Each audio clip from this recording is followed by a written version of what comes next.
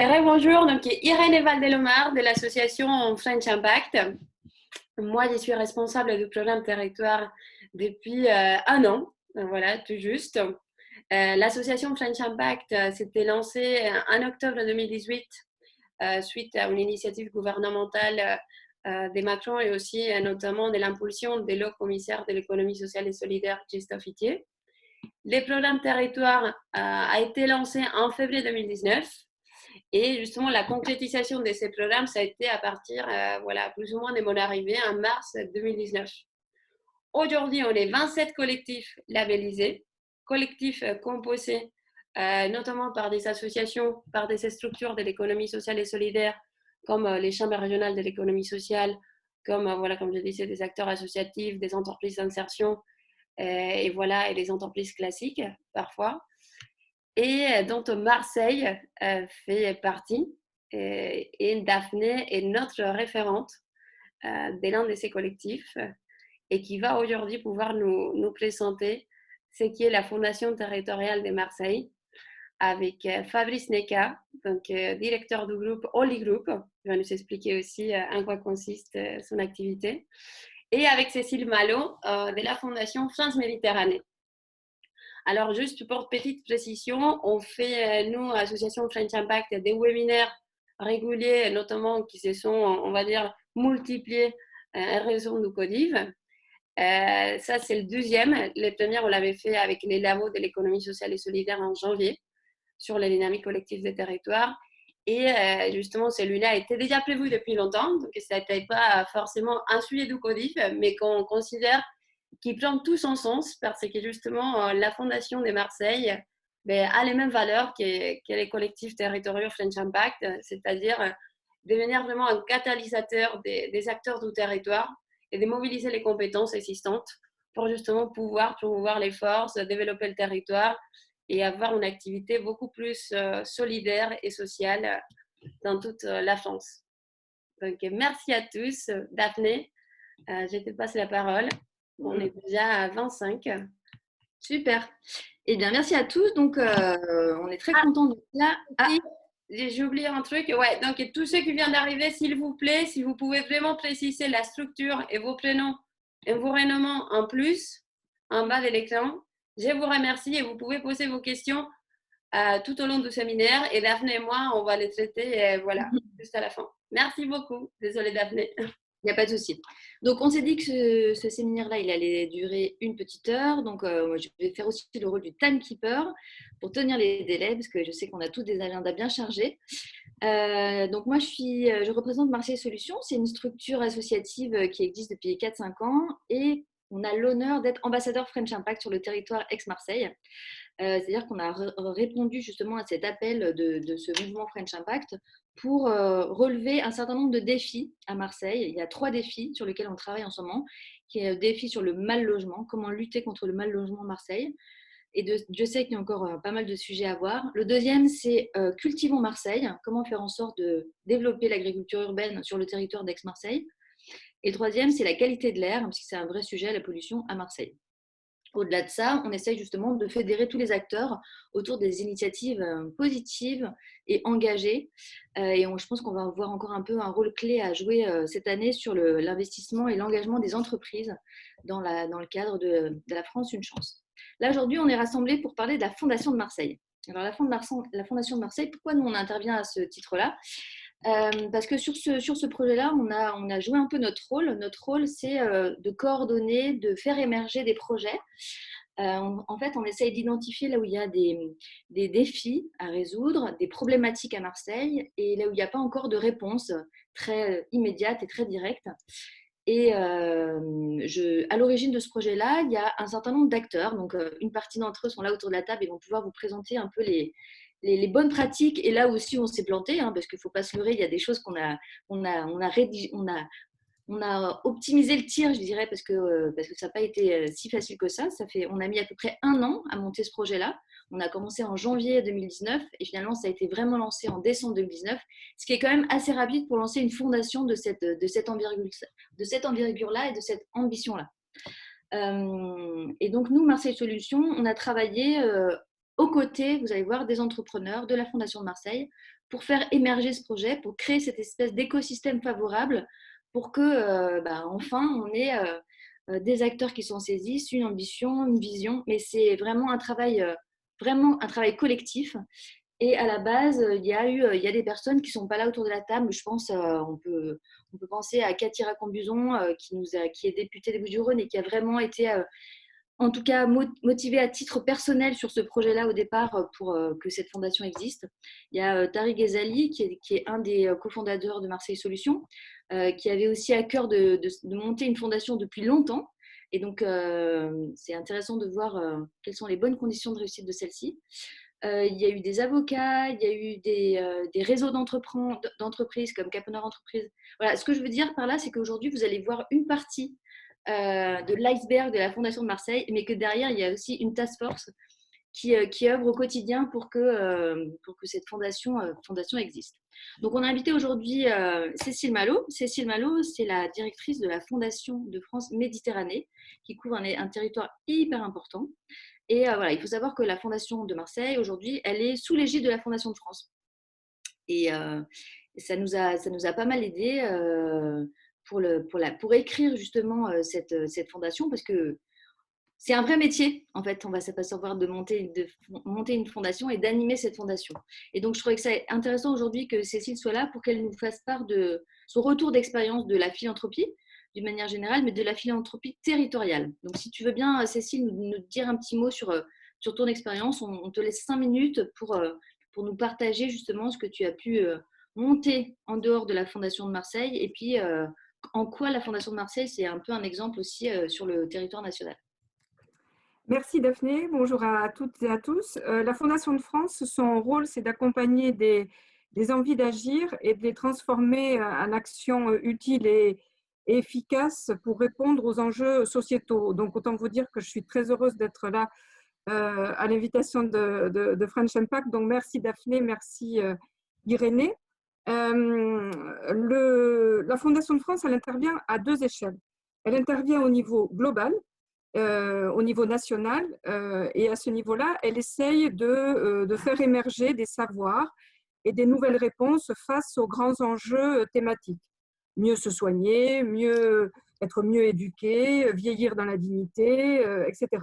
Donc, pour faire ça, les outils qu'on utilise le plus largement, c'est l'appel à projet.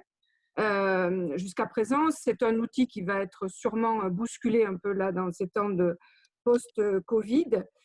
Et puis, un autre outil qu'on a lancé il y a quelques mois, c'est un fonds, donc un fonds d'impact investing, doté de 100 millions d'euros qui s'appelle France 2I. Donc, voilà, pour vous citer un petit peu déjà comment on s'y prend au niveau global pour attaquer des grands sujets de société. Et puis, il y a une autre échelle, c'est l'échelle territoriale, qui est largement portée par les fondations régionales. Donc, la Fondation de France Méditerranée est une des 6 fondations régionales de la Fondation de France.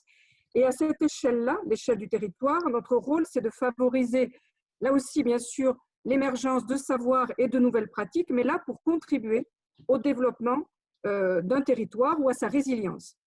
Par exemple, on a un programme qui s'appelle Dynamique territoriale, qui est porté uniquement par les régions. Et pour ma région, c'est le territoire des Hautes-Alpes qui a été notre terrain de jeu, si je puis dire. Pendant 5 ans, on a permis à des habitants, constitués ou non en collectif, et qui souhaitaient s'emparer de questions, de défis auxquels ils étaient eux-mêmes confrontés, de passer de l'idée au projet. Donc, on les a accompagnés. C'est plus d'1 million d'euros qui ont été distribués sur le territoire. Mais évidemment, ce n'était pas qu'une question d'argent et de subvention, c'est aussi un gros travail d'accompagnement de ces personnes. Les outils pertinents pour faire ce travail à l'échelle territoriale, c'est l'appel à idées, comme on l'a fait dans les Hautes-Alpes, mais c'est aussi, et on en vient à un autre sujet, la philanthropie territoriale. Alors, c'est quoi, quand je parle de philanthropie territoriale, de quoi est-ce que je parle? C'est toutes ces envies d'agir portées par une ou plusieurs personnes, particuliers ou entreprises, qui, sur un territoire, veut mettre des moyens financiers pour résoudre un ou plusieurs problèmes de son territoire.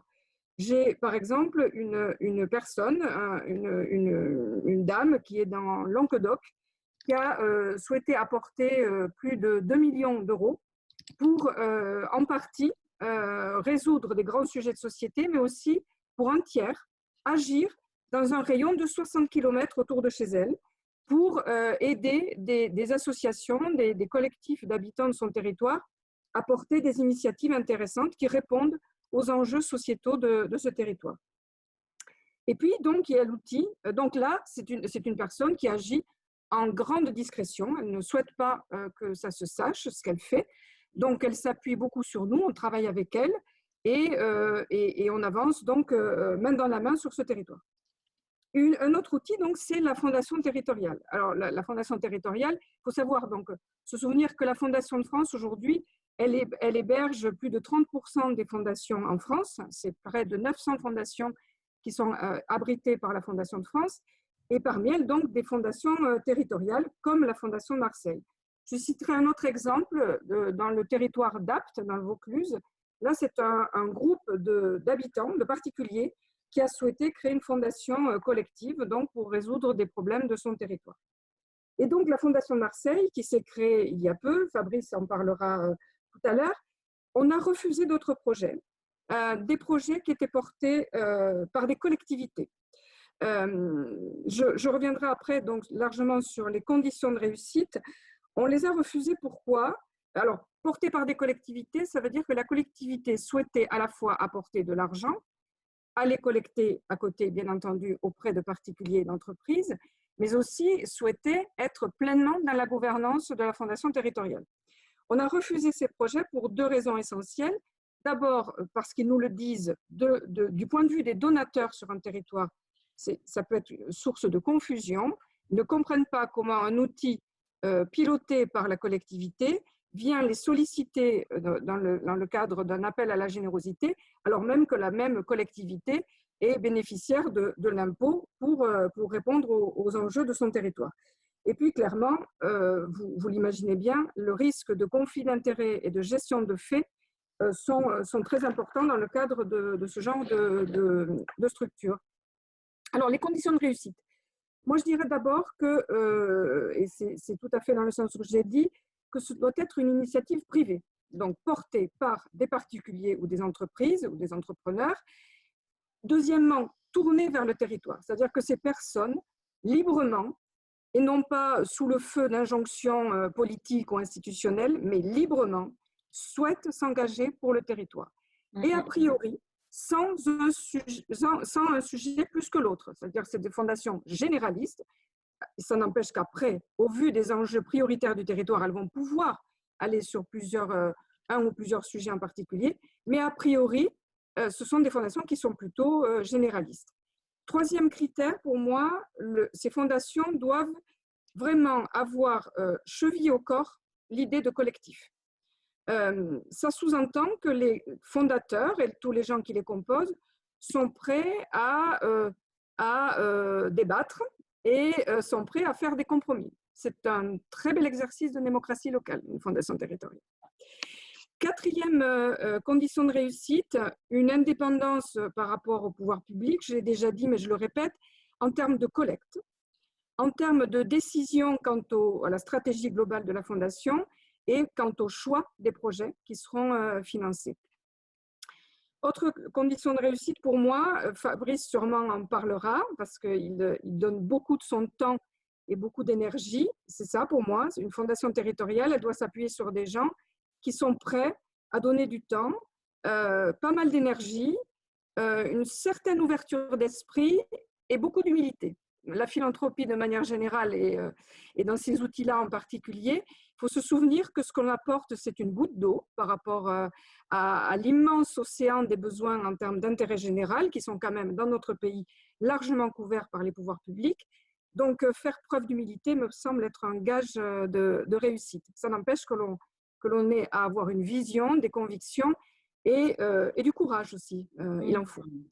La stratégie de collecte pour moi et de sourcing et d'accompagnement des projets, elle doit, et c'est un autre gage de réussite, s'appuyer sur des expertises Ça veut dire qu'une fondation territoriale, comme n'importe quel projet d'entreprise, doit savoir s'entourer de compétences et se donner les moyens de les rémunérer. Et j'en viens donc à la dernière condition de réussite. Il faut que ces fondations puissent s'appuyer sur un modèle économique clairement établi et donc soient en capacité de collecter fortement sur leur territoire pour avoir un retour sur investissement assez vite et pouvoir agir, parce que c'est ça quand même le but de ces outils, c'est de pouvoir avoir un impact concret sur le territoire et assez vite. Merci, merci Cécile pour cette précision. Moi, quand j'entends ça, je me dis, mais alors, pourquoi tu as été assez fou, Fabrice, pour plonger là-dedans? Parce qu'il faut quand même du courage, du temps, faire preuve un petit peu d'abnégation, d'être en lien avec le territoire et de ne pas jouer perso. Et je pense que c'était un petit peu dans ton ADN, mais bon, je crois savoir que tu avais déjà un peu un pied dans le mécénat. Pourquoi tu t'es embarqué encore plus là-dedans? Tu peux nous raconter peut-être? Attends, t'es en muet, Irénée, voilà. Attends, voilà, vas-y. Vraiment, on est bon, on l'a fait en doublon. Pourquoi je l'ai fait? Bon, déjà parce que j'étais pas tout seul pour répondre premièrement à la question, parce que toutes ces qualités, comme je suis pas sûr de les avoir, je vais les chercher chez les autres. Donc ouais, pour démarrer, il paraît qu'il faut que je me présente, même si c'est une partie que je déteste. Pour faire simple, je suis entrepreneur depuis plusieurs années maintenant. J'ai monté au total 6 entreprises sur les 3 dernières années. Mon activité professionnelle la plus importante aujourd'hui, comme disait Irénée en introduction, c'est de diriger le groupe OnlyPro, qui est en fait un groupe d'investissement dans différentes matières, que ce soit le sport, l'hôtellerie, le cinéma et particulièrement le management d'artistes, puisque c'est notre métier principal, avec des artistes qui sont principalement des rappeurs d'ailleurs. Dans ce contexte-là, j'ai toujours voulu prendre un petit peu du temps à côté pour avoir des activités effectivement philanthropiques, puisque c'est le terme. Et dans cette logique entrepreneuriale, donc j'avais lancé en fin d'année 2016, et ça a pris un an aussi. Daphné le soulignait au démarrage, mais même quand ça va vite, ça prend une année, hein, grosso modo, pour monter une fondation territoriale. Et on a ouvert beaucoup de portes très rapidement. Donc j'avais monté Provence Mécénat, qui est le tout petit frère de la Fondation de Marseille. J'ai tendance à dire que la Fondation de Marseille, c'est la version 4.0, avec cette idée générale que, toujours dans cette logique de tout seul on va plus vite, ensemble on va plus loin, hein, c'était vraiment ça la logique. C'était pour répondre à une problématique que j'avais vécue dans une PME que j'ai dirigée pendant 7 ans avant mon activité entrepreneuriale, on va dire autonome, et où j'avais monté déjà une fondation là en lien avec la biodiversité à l'époque. Et où, en fait, j'avais constaté plusieurs choses. La première chose, c'est que même si on investissait beaucoup d'argent et de temps dans un projet de fondation, il y avait une partie très importante qui partait en frais de gestion. Et ça, ces frais de gestion, ils sont fondamentaux parce qu'ils permettent d'assurer l'impact de la fondation sur les thématiques qui lui sont chères. Et il y a un travail de filtrage, de suivi, d'accompagnement des associations et des projets qui sont soutenus par la fondation, qui sont un vrai travail, qui donc se payent par définition parce que c'est du temps de travail de personnes. Et je le dis aussi tout de suite, les bénévoles aujourd'hui ne sont pas là pour ça, c'est pas le sujet. C'est un travail de professionnel de la matière. Et donc tout ça pour dire que quand j'avais monté cette fondation avec une PME, il y avait à peu près 15, 20, 25% des frais qui partaient en gestion. L'idée, premièrement, était de pouvoir répartir ces frais-là sur plusieurs entreprises. En disant si nous sommes 10, 20, 30, 40 PME à financer des projets de soutien, si les frais de gestion sont répartis sur autant d'entreprises, ça diminuera l'impact de ces frais de gestion indispensables, j'insiste encore une fois là-dessus, indispensables sur la fondation. Donc là, c'était la première idée. La deuxième, et on en parle souvent, on y reviendra sur la Fondation de Marseille, c'est de pouvoir définir, avoir un suivi sur les impacts réels et concrets des mesures et des actions qui sont prises par la fondation. Et là, il y a un vrai problème à la fois de filtrage des associations sur l'impact qu'elles vont avoir sur leur territoire, parce que comme dans tout univers, c'est pas parce qu'on s'appelle association qu'on fait forcément du bon boulot. Donc ça, c'est important de pouvoir travailler qu'avec les associations qui ont vraiment un impact fort et puissant. Et puis, la deuxième partie, c'est toute la partie caution morale, qui, là aussi, on y reviendra sur la Fondation de Marseille, est totalement apportée par la Fondation de France aujourd'hui. Le fait d'être sous égide de la Fondation de France nous amène à cette caution morale majeure, et on y viendra aussi sur le volume des dons. Et donc, cette caution morale fait que plus on est nombreux à venir dans un fonds, plus on entraîne une sorte de conscience et de confiance de la part des donateurs qui se disent, bon, bah, s'il y en a 15 qui ont déjà donné, moi, je vais être le 16e. C'est pas 15 idiots. En plus, on est sur du territoire, donc on est sur du réseau d'entrepreneurs. Les entrepreneurs ont tendance à se faire confiance les uns les autres. Et dans 15, 20, 30 entreprises, on finit toujours par en connaître un ou deux. Et ça a un effet boule de neige qui compte beaucoup. Donc, Provence Mécénat est né comme ça. Et j'ai été tout de suite confronté à une vraie problématique qui est la solitude du fondateur d'une fondation comme ça. Parce qu'en fait, malgré la très bonne volonté des entrepreneurs qui m'ont très rapidement rejoint, et au-delà de la bonne volonté, c'était la volonté sincère. Parce que là aussi, tout à l'heure, Cécile parlait d'humilité. Je ne dirais pas que je l'ai, cette humilité, parce que ce serait faire preuve justement d'absence d'humilité, mais en tout cas, c'est fondamental de ne rien attendre d'autre que le don qu'on fait réellement pour ce projet-là, et de ne rien attendre en retour. Je vais citer quelqu'un que j'aime beaucoup, qui est ma mère, qui me disait qui n'attend rien n'est jamais déçu. En l'occurrence, avec la fondation, c'est exactement la même chose.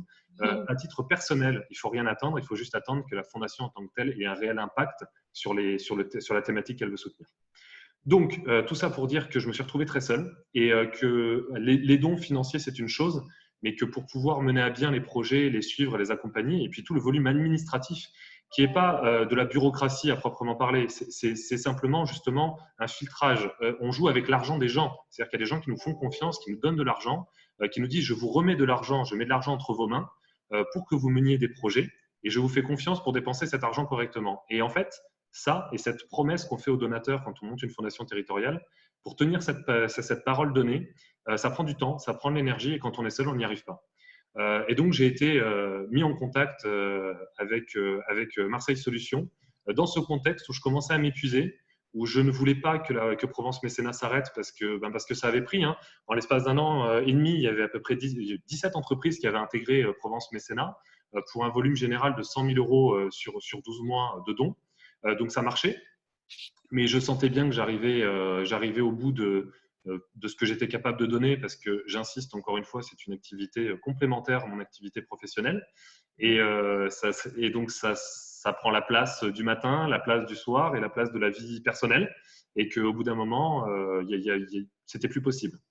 Donc, la Fondation de Marseille s'est présentée à moi. Et comme dans le domaine de la philanthropie, il n'y a aucune concurrence qui existe, mais simplement des projets qui peuvent se rencontrer et des énergies, comme le disait Cécile, qui peuvent se rencontrer, j'ai évidemment sauté dans le train de la Fondation de Marseille sans la moindre hésitation. Et le hasard des rencontres a fait que je m'en suis retrouvé président, mais ça, c'est à la limite épisodique. On est aujourd'hui présentés les 4 cofondateurs de la Fondation de Marseille, donc, que je cite, Christophe Baralotto, Fabrice Alimi, Cyril Zimmermann et moi-même. On a mis les contacts, on a mis les profils de chacun des pionniers en commentaire pour tout le monde. Top, ok. On est présentés comme des entrepreneurs. Donc, en préparant cette réunion-là, le terme me dérange un petit peu parce que je pars du principe qu'à partir du moment où on monte une entreprise, on est créateur d'entreprise, la philanthropie, d'une manière ou d'une autre, devrait aller de soi. Ça peut être peu de choses, mais déjà faire, comment dire, l'énergie qu'on génère pour créer une entreprise et pour créer de la richesse, parce que quand on crée une entreprise, je vais pas vous donner, je viens du droit, donc je pourrais vite partir sur le droit des affaires, mais le fameux affectio societatis, c'est de dire qu'on va se mettre ensemble pour créer du bénéfice. Et on parle là souvent de bénéfices financiers. Mais il est logique sur un territoire qu'on occupe en tant qu'entrepreneur de vouloir faire en sorte qu'il y ait aussi un bénéfice pour le territoire qu'on occupe social. Et à partir de là, donner un petit peu de son temps pour des actions qui vont aller pour l'intérêt général et le bien-être du territoire sur lequel on est, ça me semble une évidence. Alors, je fais très attention en disant ça parce qu'on peut vite passer pour quelqu'un de très moralisateur. Donc, je donne de leçons à personne. Je ne dis pas qu'il faut donner de l'argent, je ne dis pas qu'il faut donner son temps. Mais en tout cas, s'intéresser aux autres, ça me semble pas mal. Et pour la simple raison aussi qu'on intègre souvent des salariés à ces entreprises, que les salariés sont eux-mêmes des habitants du territoire. Et aujourd'hui, s'intéresser à son territoire, c'est s'intéresser à ses salariés. La RSE est très à la mode. J'ai aussi un peu de mal avec ce concept-là parce que j'ai été sollicité, notamment dans Provence Mécénat. Je ne ferai pas la même remarque pour la Fondation de Marseille, c'est très différent. Mais j'ai été sollicité par des entreprises qui voulaient alimenter leur marque RSE et leur marque entreprise. Et je trouve qu'on est complètement à côté de la plaque quand on se positionne de cette manière-là parce que en fait, on attend quelque chose en retour. Et de son don, on attend une image personnelle qui soit augmentée et qu'on soit mis en avant. Et je pense que si on se lance dans la philanthropie, c'est pas ce qu'il faut attendre. Donc l'image de philanthropreneur, non. D'entrepreneur, oui. Et aujourd'hui, sur la Fondation de Marseille, c'est exactement ce qu'on a voulu faire. C'est-à-dire faire en sorte que cette fondation soit gérée comme une entreprise avec une volonté de résultat, une volonté d'impact. Et la seule chose, c'est que l'argent qui rentre derrière ne doit pas être transformé en argent supplémentaire, mais en action supplémentaire et impactante sur le territoire, et avec, à la fin, un calcul des bénéfices, mais de bénéfices sociaux, de liens sociaux qu'on aura pu créer. Et c'est en ça qu'à mon sens, mettre des entrepreneurs, on va dire, à la tête, au sens très large du terme, de fondations territoriales, je pense que ça a du sens à partir du moment où on a évacué les éléments qu'on a évoqués tout à l'heure, de profit personnel, d'image de marque, etc., etc. Voilà un petit peu pour faire le pitch de la fondation. Ouais, le pitch, exactement. Est-ce que tu peux nous expliquer pourquoi, à ton avis, on a décidé que cette fondation, elle n'était pas qu'un guichet financier? C'est important aussi de se dire, parce que toi, tu prônes le fait que les entreprises, justement, ça serait presque normal qu'elles soient toutes investies un peu dans le social et qu'elles agissent chacun à leur façon. Donc, ça pourrait être du mécénat d'entreprise, ça pourrait être de l'engagement financier. La Fondation de Marseille, elle a un positionnement un peu hybride, un peu particulier. Et est-ce que tu peux juste nous expliquer en gros, parce qu'il y a évidemment des porteurs de projets qui nous sollicitent et qui ont besoin d'argent, mais je pense que ce n'est pas que ça en fait, la Fondation de Marseille. Exactement. Alors, il y a cette logique de ne pas être… on parlera du cas spécifique du Fonds Marseille Solidaire qui est actif aujourd'hui, mais on en parlera plus tard. L'idée, c'est qu'on n'est pas juste une tuyauterie où on nous met de l'argent dans les tuyaux et nous, on le reverse sur le territoire avec, pour le coup, l'aide fondamentale de la Fondation de France. Ça va au-delà de ça. Effectivement, il y a aussi cette logique d'apporter, autant que faire se peut, un accompagnement aux associations et aux porteurs de projets qui nous sollicitent pour pouvoir les aider à gérer leurs projets, on va dire, de manière structurée ou avec un regard un petit peu différent. C'est-à-dire que nous, en tant qu'entrepreneurs, la Fondation de Marseille et le contact avec les porteurs de projets, les associations, nous amènent un regard différent sur notre propre territoire, nous permet de nous poser des questions différentes et de prendre du recul par rapport à des situations. Mais à l'inverse, pouvoir apporter ce regard d'entrepreneur aux associations et aux porteurs de projets, ça a aussi du sens parce que d'un coup, le business plan ne va plus être un gros mot. Vouloir avoir un compte de résultats à l'équilibre, c'est plus un gros mot non plus. Parler de marketer des opérations, ce n'est pas grave non plus. Il s'avère que j'interviens aussi dans quelques associations de temps en temps et j'ai souvent été un peu effaré par le fait que la connotation sociale était souvent amenée sur c'est pas grave si c'est moche, c'est du social. Ben non, en fait, non. Puis bon, je suis désolé de te faire ta propre pub, Daphné, mais la publicité, ça marche aussi. Mais là, on a parlé récemment d'une action sur laquelle tu avais travaillé où il y avait des personnes qui n'avaient pas de domicile, qui se retrouvaient dans un logement de grande qualité en termes de confort. C'est-à-dire que pour beaucoup de gens, c'est un confort de très haut de gamme. Mais c'est très bien en fait, parce que c'est pas parce qu'on fait du social qu'on doit toujours faire des choses qui sont pas forcément belles. Voilà. Et donc, ça, ce regard-là, je pense qu'en tant qu'entrepreneur, ben, pour le coup, on parle de marque. C'est important d'apporter cette image de marque aux actions et de les rendre un petit peu sexy. Je suis désolé du terme, ben, pour attirer un maximum de gens et qu'on ait un regard un peu différent sur le social. Et je pense que c'est une façon de respecter aussi les personnes à qui on donne.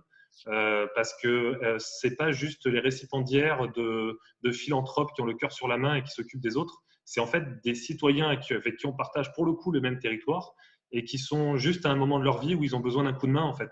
Et je pense que c'est aussi une façon de les respecter, de leur offrir quelque chose qui soit à la hauteur de ce que nous, on apprécierait si on était dans la même situation. Voilà.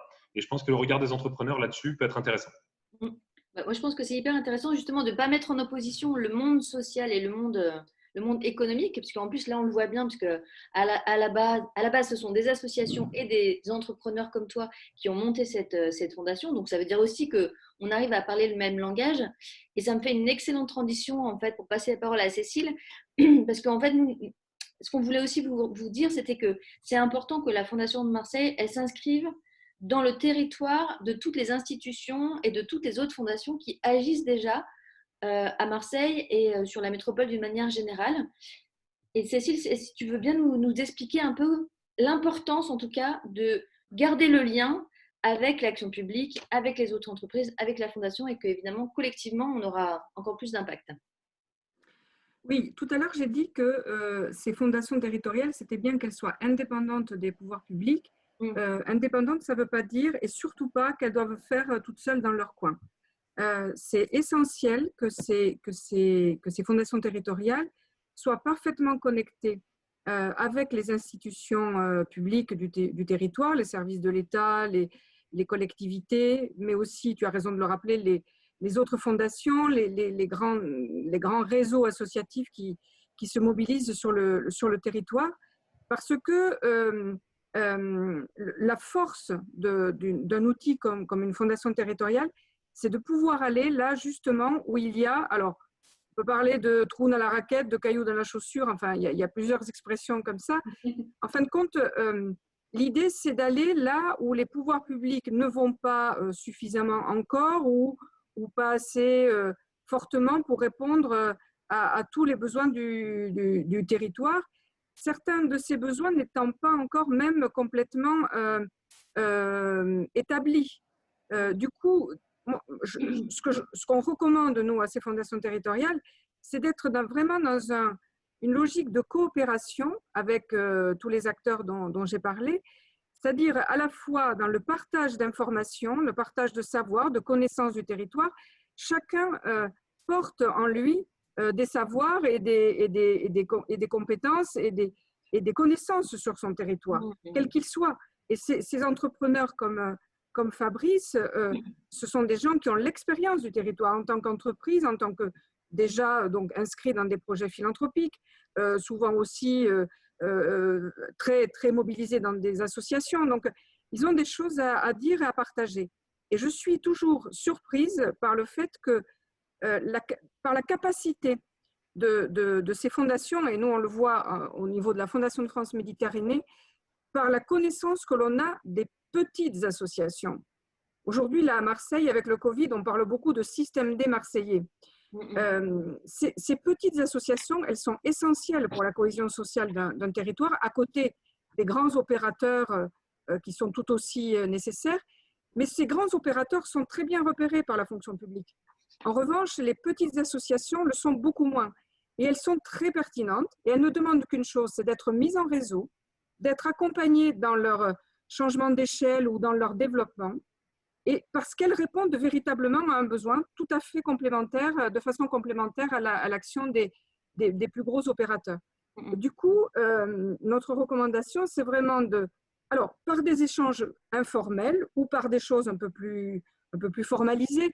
On avait imaginé pour la Fondation de Marseille la création de ce qu'on a appelé un conseil d'orientation, qui pourrait être donc un groupe ressources, de personnes ressources, composé de fonctionnaires de la fonction territoriale, de responsables associatifs, enfin, de plusieurs personnes. On peut le faire aussi de façon beaucoup plus informelle.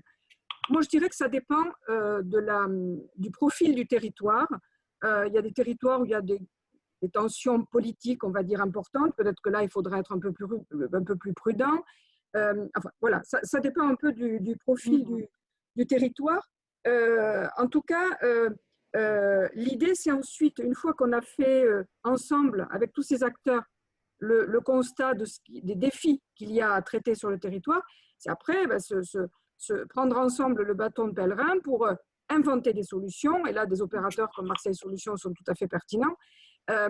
Mais la Fondation de France Méditerranée fait aussi ce travail. J'ai été, à titre personnel, depuis le début, Daphné, tu ne l'as pas dit, mais de ce qu'on a appelé donc, la task force de la Fondation de Marseille. Quand on dit que la Fondation de France abrite des fondations, ce n'est pas seulement un chapeau sur la tête hein, ou un parapluie pour éviter les orages. C'est un véritable accompagnement. C'est 50 ans de retour d'expérience. Enfin, voilà, et puis des outils. C'est une boîte à outils aussi, à la fois administratifs, juridiques, fiscaux et sociétaux, parce que nous-mêmes, nous développons une expertise sur tous les sujets de société. Voilà, donc s'allier, coopérer avec les acteurs du territoire, tout en gardant chacun son indépendance en termes de gouvernance et de choix stratégiques. Je crois que ça, c'est très important. Mais il faut faire avec. Vous savez, le monde d'après, on en parle beaucoup là, avec le Covid, pour moi, il va devoir être guidé par deux choses, par le collectif. Donc, ces fondations sont tout à fait pertinentes pour trouver des solutions au développement ou à la résilience de nos territoires. Et puis, rechercher tout autant, et là je rejoins tout à fait ce que dit Fabrice, tout autant la performance financière dans nos projets que l'impact sociétal. C'est les deux défis qu'on a devant nous. Ça ne va pas être simple. Il va falloir beaucoup de courage et sûrement beaucoup de piqûres de rappel à beaucoup de personnes sur le terrain. Mais des outils comme une fondation territoriale, c'est un exemple incroyable qui peut vraiment embarquer très concrètement les acteurs du territoire autour de ces valeurs. Et moi, je voulais juste rebondir sur ce que tu as dit, Cécile, parce qu'en effet, il faut qu'on soit en lien avec le territoire et c'est important de discuter de façon formelle ou informelle sur les autres actions des autres fondations, sur le constat et le bilan des besoins prioritaires du territoire. Et les fondations territoriales telles que la Fondation de Marseille, ce qui est intéressant, c'est qu'elles peuvent aussi financer un peu l'infinançable, ou financer des projets un peu fous que l'État ou d'autres organisations, on va dire, ancestrales ou bien établies, ne peut pas se permettre de répondre parce qu'on n'a pas la même agilité. Et la Fondation de Marseille, son truc, ça va être aussi de tester aussi des quick wins, c'est-à-dire soit investir sur des grosses associations pour leur permettre, ou des moyennes associations pour leur permettre de changer d'échelle, et aussi parfois de tester des choses à l'échelle d'un quartier, à l'échelle d'un territoire, à l'échelle d'une population, et peut-être que d'en tirer les conséquences au bout de 6 mois, 1 an, 2 ans, et ensuite que ça fasse loi. Et je pense que c'est aussi hyper intéressant de voir qu'il y a différents dispositifs de financement et d'accompagnement qui peuvent chacun apporter une réponse à une problématique du territoire. On l'a vu particulièrement avec le Covid. Il y a deux choses qui bloquent du côté de l'État. L'État intervient beaucoup en silo. Donc, il traite les personnes âgées, les personnes handicapées, le logement, etc. Et chaque collectivité ou chaque service de l'État a ses attributions. Donc, ça bloque quand une collectivité veut s'engager sur un sujet qui ne fait pas partie de ses compétences, elle aura du mal à aller sur le sujet. Et un autre avantage, c'est la question de la temporalité. Ouais. Une collectivité, elle est sur le court terme, elle est sur les 5 ans. Elle est sur des délais qui sont en lien avec les mandats électoraux. En revanche, une fondation territoriale, nous on le voit aussi à la Fondation de France, elle peut être à la fois dans la grande urgence. La Fondation de France, là, sur le Covid, elle réagit en 72 heures. Entre le moment où on reçoit un projet, donc la Fondation de Marseille avec nous, on réagit en 72 heures. Et elle s'inscrit aussi, un autre temps que la fonction publique connaît, à mon avis, pas assez, le temps de la durée. 10 ans, 15 ans, bon, c'est des choses, voilà. Nous, dans une fondation territoriale, on peut se dire, il y a un gros sujet, par exemple, à Marseille, il faut s'y attaquer. 5 ans, ça ne suffira pas, il ne faut pas être idiot. En revanche, peut-être que 10 ans, ça nous semble jouable, on se met à plusieurs, on y va. Ok. Alors justement sur cette question d'agilité, je sais que Fabrice adore notre jargon économique et marketeur. Oui. En termes d'agilité, tu vois, la Fondation de Marseille, finalement, elle a été créée au mois de décembre. Au mois de février, on faisait en gros notre conférence de presse et bam, Covid. Donc, on devait lancer notre appel à projet. Et finalement, est-ce que tu peux peut-être nous raconter un peu comment la Fondation a réagi et a pris en main justement et a pris sa part de solutions dans l'actualité. Et puis surtout, des nouvelles formes un peu de philanthropie, parce qu'on a vu voilà, plein de personnalités, plein de façons de financer aussi cette fondation de façon originale. Et je pense qu'il faut oser chercher des choses, parce que ce n'est pas si facile que ça d'aller chercher aussi des donateurs. Ouais, et puis ça va me permettre de répondre à une des questions qui est passée dans le fil que j'ai vu là sur combien est rentré en si peu de temps, quel ratio corporate, etc. Et puis surtout, on a beaucoup d'idées reçues sur ces sujets-là, et donc c'est bien qu'on puisse les traiter sur un cas empirique qui est la Fondation de Marseille aujourd'hui. Je vais dire Fondation de France, il faut que je fasse très très attention, je vais virer de bord moi. Donc, pour répondre à la question, donc effectivement, on devait lancer l'appel à projet après le lancement officiel le 12 février. On avait sélectionné 3 projets, donc je le dis tout le temps, mais on avait donc un montant déjà de 40 000 € qu'on comptait redistribuer à 3 projets qu'on avait choisis après des auditions, un suivi sur des associations et des projets qu'on avait co-fléchés Fondation de France, Fondation de Marseille. Donc ce choix-là n'est pas terminé, n'est pas annulé, il est juste reporté.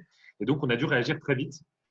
Effectivement, donc on parle d'agilité si on veut, puisqu'on est comme les chatons. Et donc, on a donc réfléchi sous l'impulsion, pour le coup, de la task force dont on parlait tout à l'heure, qui a un peu secoué les cofondateurs en disant bon, il va falloir qu'on fasse quelque chose.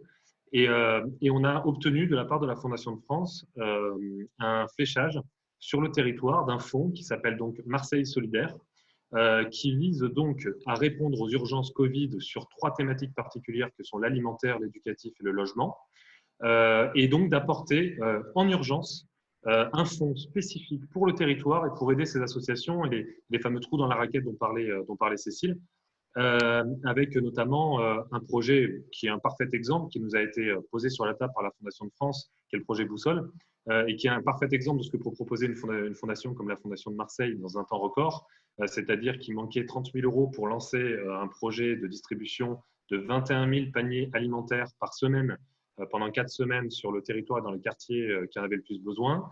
Il y a 30 000 de départ qui devaient être financés pour permettre la livraison, la logistique de ces paniers alimentaires, et la Fondation de France a apporté 15 000, la Fondation de Marseille a apporté 15 000. De là, la métropole a libéré 380 000 euros de fonds, et ça a permis de lancer ce projet. C'est un parfait exemple de ce qu'on est capable de faire une fois qu'on s'est mis en marche. Et donc, pour répondre à la question combien, en fait, on était parti avec un objectif de 100 000 en se disant que si on partait avec ça, c'était déjà formidable. Et puis, on s'est vu un peu plus beau en arrivant au port, puisqu'on a déjà en 2 semaines dépassé les 200 000 euros de dons, ce qui a priori est exceptionnel. Moi, je suis jamais content, donc voilà. Mais ce qui a priori est exceptionnel, non, plus sérieusement, on a une vraie confiance des donateurs, avec une hétérogénéité des donateurs assez incroyable, puisqu'on a un total mix, pour répondre à la question, entre les citoyens et les entreprises. J'y rajouterai dans les citoyens les personnalités, mais ça va exactement dans la philosophie de la Fondation de Marseille, c'est-à-dire que peu importe d'où on vient, sa religion, son métier, sa popularité, en fait, on s'adresse à tous les citoyens quand on s'adresse avec la Fondation de Marseille.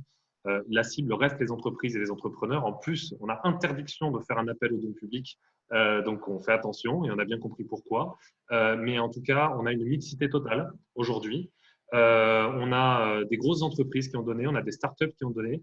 Point important concernant les startups, je parlais de la RSE tout à l'heure, parce qu'on parle aussi des reçus fiscaux, hein, qui sont une demande récurrente, même si dans le cadre de Marseille Solidaire, on a été plutôt épargné par ça.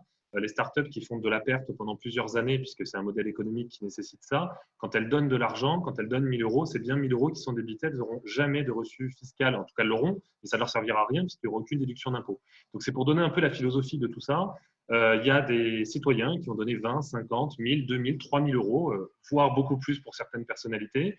Donc voilà, donc il y a une grande hétérogénéité, et en fait, on a été surpris par ça. C'était pas la cible au départ, mais une fois que c'est arrivé, on se dit que c'est exactement ce qu'il faut. Parce qu'en fait, ce territoire-là, quand on parle de casser les codes, de créer du lien entre tous les habitants d'un même territoire, ben forcément, dans ce cas-là, c'est normal que les dons ils viennent de partout et qu'ils soient redistribués pour ceux qui en ont besoin. Donc, on reste dans cette logique majeure qui est donne ceux qui peuvent et reçoivent ceux qui doivent recevoir. Et donc là, on a vraiment une très, très grande mixité dans les dons. Et 200 000 euros, c'est exceptionnel. On espère largement dépasser la barre des 500 000 à la fin de la campagne Marseille Solidaire, qui est donc un projet en soi pour répondre à l'urgence Covid. Et on y mettra un terme sans doute en courant été pour ensuite reprendre la vie de la Fondation de Marseille, puisque Cécile le disait, ce n'est pas un coup du moment, la Fondation de Marseille. On voit sur le long terme, on voit sur le temps long, et Marseille Solidaire n'est juste qu'une réaction immédiate et rapide à une urgence qui a été et qui est toujours là. Ça aussi, on se le dit beaucoup. Donc, je ne suis pas sûr que le public du webinaire soit le plus à sensibiliser là-dessus, mais le déconfinement ne règle pas les problèmes, hein, loin de là. Et puis en plus, on n'est quand même pas à l'abri d'un reconfinement, mais bon, ça, c'est un avis très personnel. Donc voilà. Donc les urgences sont toujours là. Est-ce que tu peux nous expliquer aussi, parce que moi j'avais comme vieux schéma et vieux préjugé que les philanthropes c'était des vieux hommes, cheveux blancs de 80 ans qui donnaient, voilà. Ce que tu ne représentes pas du tout d'ailleurs. Non, mais les cheveux blancs, ça fait longtemps que c'est plus mon problème. Non, mais ce que je veux expliquer par là, c'est que je crois qu'il n'y a pas d'âge en fait pour la philanthropie. Aujourd'hui, il y a une école de la philanthropie. Il y a un mouvement qui s'appelle l'école de la philanthropie d'ailleurs, qui est en train de se développer à Marseille et dans toutes les classes de primaire pour permettre justement aux enfants d'adopter ce genre d'attitude qu'ils ont d'ailleurs beaucoup plus spontanément que nous. On s'aperçoit que c'est complètement dans l'ADN des enfants d'être solidaires et d'être preuve d'empathie. Donc, il y a ce mouvement qui est en train de se développer. On a vu de grosses cagnottes aussi en ligne, faites et soutenues par des youtubeurs. Et donc, ça, je trouve que c'est hyper intéressant de voir aussi qu'on a le droit, par le biais de la Fondation de Marseille, et par toute fondation territoriale aussi, d'aller chercher des fonds partout et d'essayer d'embarquer. Et je pense aussi que un des dommages collatéraux, mais positifs, un des effets collatéraux du Covid, c'est qu'aussi maintenant, il y a beaucoup de gens qui ont un peu quand même ce sens de la solidarité et du social. Et j'espère qu'on va encore plus, après ça, continuer à aller chercher potentiellement des donateurs qui ne seraient pas fléchés dans notre schéma de pensée habituel. Alors, je voulais réagir, je voulais surtout pas te couper la parole. Je vais faire une réponse en 2 temps. La première, c'est que je ne vais pas faire le coup du bon et du mauvais chasseur, mais la philanthropie aujourd'hui, faut quand même pas se leurrer, même en période d'urgence, il y en a certains qui en profitent. Donc, pour être parfaitement, donc je vais pas vous faire du storytelling sur le j'ai entendu que, mais je l'ai vécu en direct avec de nombreux influenceurs. Ils ne se font pas tous ça, je ne mets pas tout le monde dans le même bateau. Enfin bon, vous rajouterez les astérisques que vous voulez bien, mais beaucoup d'influenceurs aujourd'hui, quand ils sollicitent des cagnottes, prennent un pourcentage important qui peut monter jusqu'à 35 ou 50% des dons pour mettre en ligne les cagnottes en question. Donc, méfions-nous quand même. Et d'ailleurs, je ne vous cache pas que c'est aussi, je pense, une des forces de la Fondation de Marseille, avec l'égide, effectivement, ce n'est pas un parapluie, mais c'est une caution morale de la Fondation de France, c'est qu'en fait, on se positionne justement sur le fait que l'argent qui est versé est directement reversé et en intégralité, après éventuellement quelques frais de gestion sur le projet spécifique Marseille Solidaire, mais en tout cas, aucun enrichissement personnel pour qui que ce soit. Et donc, faut faire très attention à ça parce que est née aussi une philanthropie d'urgence et on va dire d'opportunisme. Et même, je l'ai vécu aussi, beaucoup de personnalités se sont positionnées, on ne les a jamais vues avant le Covid, on ne les reverra plus après le Covid. Donc, il faut quand même faire attention à ça, parce que oui, je pense que ça peut générer quelque chose de très positif, j'en suis convaincu, mais attention au feu de paille. Et c'est pour ça qu'il ne faut pas qu'on s'endorme, parce que oui, il y a une étincelle qui s'est créée avec le Covid, mais il y a aussi beaucoup de choses assez malsaines autour de la philanthropie qui se sont sorties un peu partout. Les cagnottes Litchi, en tant que telles, ce n'est pas une mauvaise idée en soi, mais Litchi, qui est une entreprise privée, se rémunère dessus. Les personnes qui les mettent se rémunèrent dessus, et ainsi de suite. On se retrouve, on donne 100, et en fait, il y a 30 qui partent dans les associations. C'est un petit peu dommage, quoi. Donc oui, mais structurons la philanthropie territoriale, structurons la philanthropie tout court. Les personnes et surtout, faisons-la durer dans le temps, parce que c'est très important. Ça aussi, je parle avec ma modeste expérience. Garder l'étincelle du début et de la joie du nouveau logo et du nouveau projet, c'est très, très dur parce qu'à la fin, quand on se retourne, il n'y a plus grand monde dans l'armée derrière, quoi.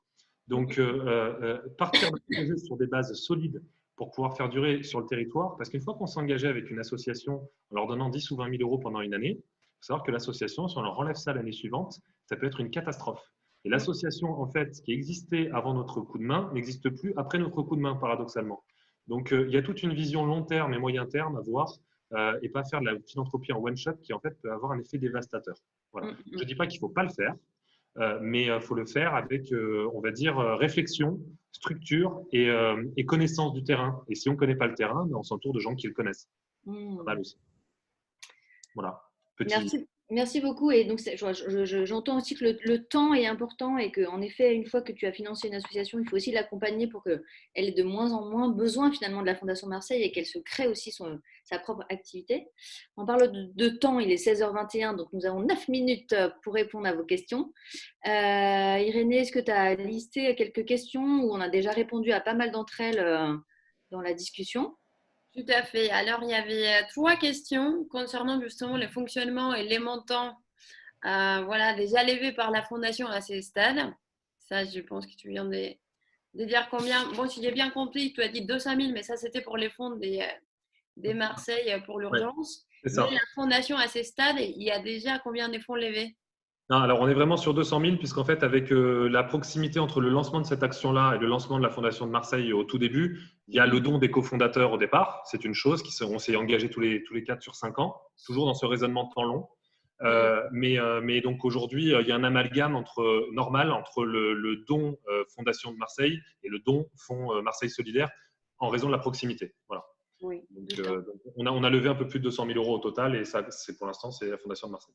très bien. Alors, la deuxième question, c'est justement sur l'équilibre entre les termes des dons individuels et corporate. Aujourd'hui, vous direz que vous êtes un pourcentage. Est-ce qu'à long terme, vous vous êtes dit, voilà, il faut vraiment qu'on soit à moitié-moitié ou même pas, il n'y a pas vraiment de règles aujourd'hui à ces stades identifiés? Il n'y a pas de règle. Je faisais une petite aparté en disant qu'on avait interdiction, mais c'est une interdiction normale et logique et légale en fait de faire un appel aux dons publics. Donc en fait, on ne le fera pas.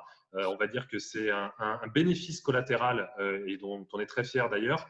Mais par contre, la cible reste les entreprises et les entrepreneurs.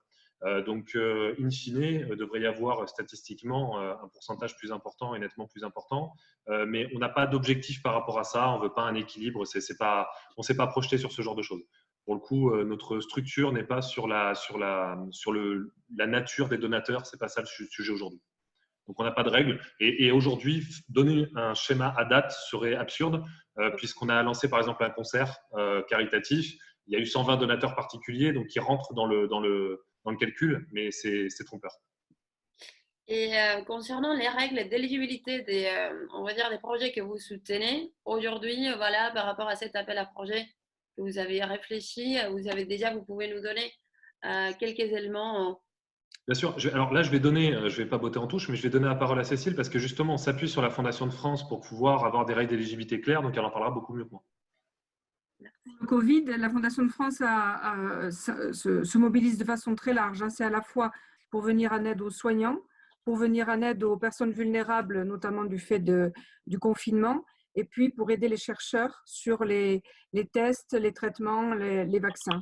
Ça, c'est pour le temps de crise. Et ensuite, une partie sera aussi dédiée à l'après-Covid. Bon, je ne sais pas si on peut parler d'après-Covid. On va être dans une chronicisation de la crise, en fin de compte. Et aujourd'hui, avec des associations qui sont vraiment en grande difficulté, petites ou grandes associations. Donc, voilà, le combat continue. Donc, vous voyez, c'est très large. Hein. La Fondation de France instruit donc les demandes qui sont adressées et ensuite on discute avec la Fondation de Marseille pour voir si le projet les intéresse. Bon, en fait, on travaille main dans la main. Combien de fois on se parle par jour, Fabrice? Plus qu'avec ma compagne, en tout cas. Oui, c'est ça. Voilà. Alors, on plaisante, mais ça dit aussi tout à l'heure le temps. J'insistais sur le temps et l'énergie. Il faut saluer quand même le fait que ces entreprises, Fabrice et les autres entrepreneurs mobilisés, donnent de leur temps dans un contexte qui n'est pas simple pour tout le monde et pour eux aussi. Et ils ont des entreprises à faire tourner. Voilà, je trouve qu'il faut le dire, quoi. C'est remarquable. il y a aussi une question sur justement l'ambition de combien des projets vous envisagez accompagner, de monter et distribuer d'ici à 3 ans. Voilà, qu'est-ce que vous avez imaginé comme scénario idéal? On ne veut pas rentrer là-dedans parce qu'on est sur du qualitatif aussi, beaucoup. Le nombre de projets en tant que tel, ça ne voudrait pas dire grand-chose. Si je vous dis 15, et puis en fait, on ne veut pas rentrer là-dedans. On a des objectifs de réussite. Les objectifs de réussite, c'est de faire connaître la Fondation de Marseille sur le territoire. C'est d'apporter sur le territoire aussi une façon de penser différemment. Et si ça fait des émules, tant mieux. Et d'apporter des réponses concrètes au maximum de ce qu'on pourra faire. On y met l'énergie nécessaire et on est nombreux à le faire dans la Fondation de Marseille. On espère qu'on sera encore plus nombreux. Mais on ne peut pas définir de règles aujourd'hui. Ce serait sincèrement, pour le coup, ce serait un petit peu absurde de notre part.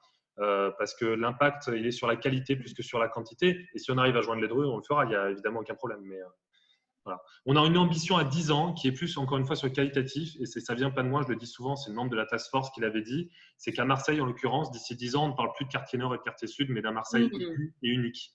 Et on va se fixer ça comme objectif. Super. Merci. Et une dernière question concernant l'implication de la Fondation dans la perspective des JO 2024. Alors, si je ne me trompe pas, c'est le représentant du CPA qui a posé la question. Je crois connaître dans oui, tout à fait. par un autre. Voilà. Oui, on envisage. Alors, en plus, moi, au niveau entreprise, je suis concerné aussi. Et évidemment que la perspective des JO est quelque chose de super intéressant. On a envie de surfer là-dessus. Si tout va bien, la Fondation de Marseille aura pris son réel envol en plus à ce moment-là et pourra être positionnée sur le territoire comme un acteur du territoire à proprement parler. Et donc, bien évidemment que les JO seront une opportunité pour faire passer ces messages-là qu'on est en train d'évoquer maintenant et pouvoir faire des actions concrètes, effectivement, pour profiter de cet événement. Alors, splendide au niveau sportif, au niveau économique, on a des discussions, on peut y réfléchir aussi. Mais j'ai eu la chance de rencontrer Tony Estanguet, j'ai pu lui parler à la Fondation de Marseille et c'est quelque chose qui l'intéresse, donc complètement. Et on sera aussi attentif au titre de French Impact sur le territoire pour que ces JO soient exemplaires, que ce soit des JO assez inclusifs. Donc, on est en lien avec ESS 2024 aussi. Il y a aussi labellisé Territoire French Impact, un territoire quand même différent, mais voilà, qui fait partie de nos 27 communautés. Ce qui m'intéresse, je pense qu'on a fait à peu près le tour des questions. Si vous avez envie de partager avec nous votre enthousiasme, votre réflexion, ou nous dire avec quoi vous repartez en tout cas suite à ce webinaire, je vous invite à laisser en commentaire un mot qui symbolise un peu ce que vous avez retenu. Et sinon, si vous voulez faire des dons aussi, c'est le moment, n'hésitez pas si vous voulez avoir un impact pour votre territoire, pour Marseille. Je vous ai laissé l'adresse email de la Fondation de Marseille. Et sinon, allez sur le site, n'hésitez pas à transférer. Oui, je me permets les relais sont aussi, enfin, les dons, c'est très important, ça permet de, voilà, mais les relais sont fondamentaux pour nous aussi. Ça compte beaucoup et c'est pas une façon de détourner le fait que les gens puissent pas toujours donner de l'argent. Mais les relais comptent énormément parce qu'il y a un esprit aussi autour de la Fondation de Marseille qui dépasse juste l'aspect financier. Voilà. Tu veux dire les relais en termes de communication, en termes en termes de communication. Exactement, en termes de communication et puis d'état d'esprit, quoi. Voilà, tout simplement. On a envie de véhiculer ça aussi et ça compte. Est-ce que Irénée, toi, tu as en tête des territoires qui ont envie de se lancer, qui ont envie de lancer leur fondation Alors, il y a le Jura qui voulait lancer une fondation territoriale et il y en a aussi déjà en Nouvelle-Aquitaine. Il y a aussi un fonds territorial. Mais justement, je pense qu'à partir de ces webinaires, on va pouvoir faire un recensement justement des pratiques et surtout de dire voilà, comment on peut s'entraider en tant que territoire French Impact qui se sont lancés dans cette aventure. Pour vous dire sur les moyens de communication, donc on va quand même essayer de diffuser cette vidéo auprès des territoires. Pareil, si vous avez des questions auxquelles vous y pensez plus tard, vous pouvez nous les envoyer. On va laisser les coordonnées. On va partager les comptes rendus de la réunion. Et en tout état de cause, c'était génial. Merci beaucoup d'avoir consacré un peu de temps à pouvoir présenter votre initiative au territoire et aux membres des territoires French Impact. C'est très dynamique, donc vraiment merci. Excusez-moi, j'ai encore un petit mot à dire parce que évidemment, c'est juste qu'il y a Colombe, en fait, Colombe Piqueras de Marseille Solutions qui est là pour le webinaire. Je voulais juste vous la présenter. Colombe. Je ne la vois plus. Bon, écoutez, c'est pas grave, mais vous entendrez parler d'une Colombe qui fait partie de Marseille Solutions et qui est ambassadrice French Impact. Elle va prendre le relais de ce que je faisais jusque-là et c'est elle qui va ensuite aller Parce que j'ai vu qu'il y avait aussi dans les questions, est-ce que vous allez venir rencontrer tous les territoires French Impact? Est-ce que vous allez rencontrer aussi les autres projets? Donc voilà, c'est Colombe qui va faire ce job-là, en tout cas, d'être le haut-parleur de French Impact sur notre territoire à partir de maintenant. Super. Donc, Colombe, si tu es là, voilà, on continuera un lien. Oui. Je vous laisse mes coordonnées si jamais vous avez des questions. Et en tous les cas, merci beaucoup. On se tient au courant et bon courage à tous. Merci beaucoup.